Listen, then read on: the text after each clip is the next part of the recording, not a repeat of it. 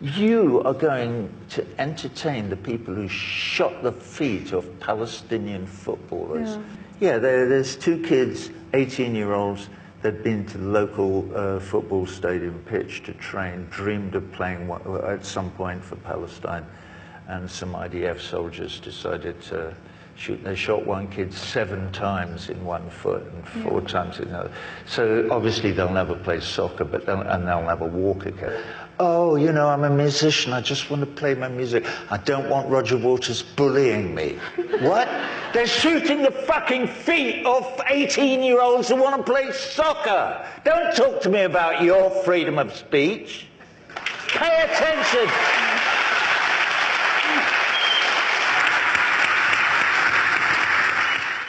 I mean, I do care about it passionately, but I don't have to live there.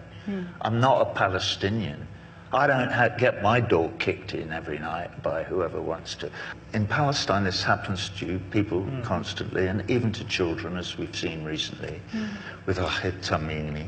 Do we believe in law or not? Do we consider that human beings, individual human beings, have rights? The Israelis have been time-wasting since 1948.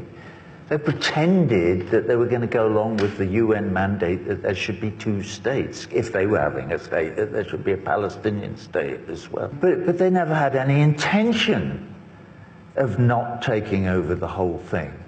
From 1948 on, they have been systematically making life on the earth that is Palestine intolerable for the indigenous people in an attempt to drive them into neighboring countries, into refugee camps, so that they can take over the whole. And I mean, at least now, they're sort of admitting it, because, you know, it's like, it was so obvious for so many years.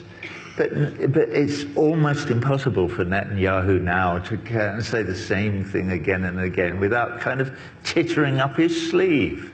All you people in this room, your efforts are not in vain, and I'm seeing it in the United States. And it's kind of barely perceptible on the surface because the mainstream media will not report it.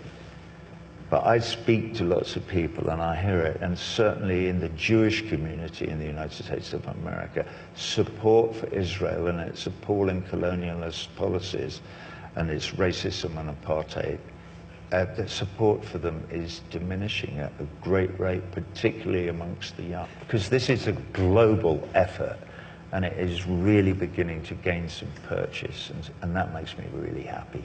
Ordinary people standing shoulder to shoulder with other ordinary people who may live 10,000 miles away, but who nevertheless we support and have sympathy with their predicament, and that is what makes us human.